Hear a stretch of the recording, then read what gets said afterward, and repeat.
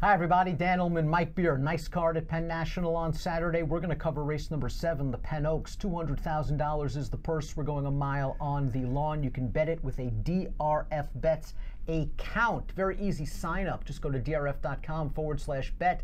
Learn how to join the Belmont Stakes action with free cash from DRF Bets.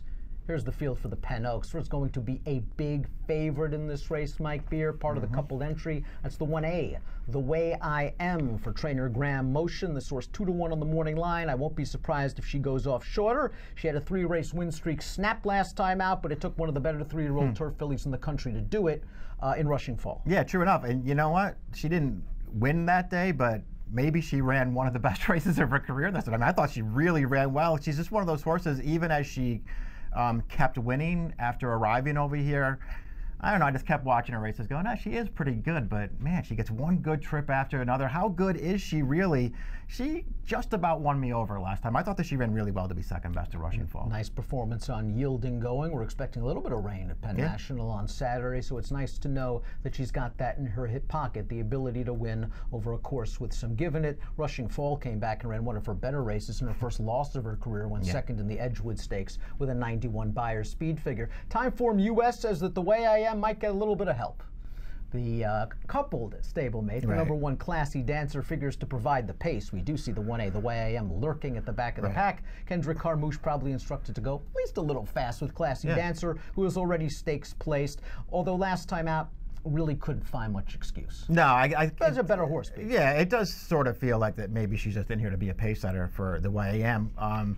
You know, as far as, you know, she's a pretty good horse in her own right, but it just doesn't really matter if you like her or not, because she's coupled with a horse who's going to be the favorite with or without her. The Way I Am has a positive Graham Motion formulator fact. Graham doesn't do this very often. Over the past couple of years, 3-year-old turf routers first start off a layoff line in non-graded stakes, 50%, a 381 ROI. This filly's going to be very, very tough to beat. Let's talk about Treasuring. Treasuring's a horse shipping east for trainer Simon Callahan. Got over the hump last time out in the Grade 3 Senorita Stakes, but boy, it was a slow race.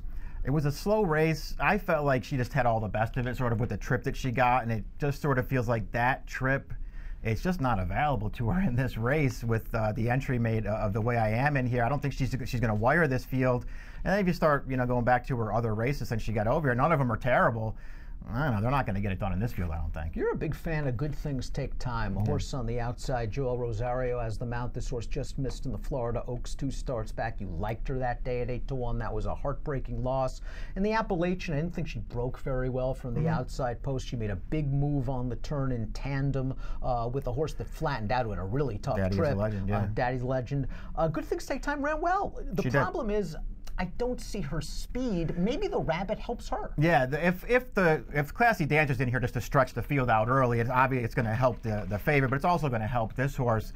I think at least the real question that I have with her is just, you know, how far does she really want to go? I think the mile is okay for her. Getting out beyond that, it seems like it's a real problem. Anyway, that Florida Oaks, it looked like she had that race won, and they came and got her right at the end. She's a good horse. I think she fits really well in this field. We'll see what kind of price she is. Stormologist made her turf debut over Preakness weekend. Unfortunately for Stormologist, perhaps, because that turf course was very, very difficult to navigate, very, very wet, and Stormologist was beaten 15 lengths. Now, her dirt form doesn't indicate that she can step with these kind of horses, but I guess she deserves another opportunity on the turf. For me, it's just simply wait and see at a gigantic price. Yeah, that's exactly how I would look at her, too. I mean, you know, the Hilltop, they went a mile and 51 and 3 in that race. I mean, that tells you all you need to know about that turf course. So if that Timeform US had it fast. So if the idea of that race was to figure out whether she's better on turf than she is on dirt, I don't think you really found it out. You're going to find out again Saturday, hopefully, and I can't bet her off that because she has to be a lot better on turf. The Way I Am,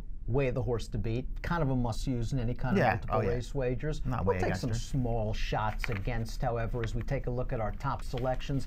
Tell me a little bit about the number 4 Raucous going out for Christophe Clement. This is a horse who's done some good things in stakes competition. Winner of the Chelsea Flower, 3 starts back at a zillion to 1, but then came back and actually ran really well in the Jay Durante Stakes at Delmar, kind of validated her performance. Last time out off the layoff was kind of an odd placement and kind of a placement that made me think it was nothing more than a prep. That's exactly how I'm looking at it, Dan. I don't know what the thinking was to bring her back going 6 furlongs in the misdirection.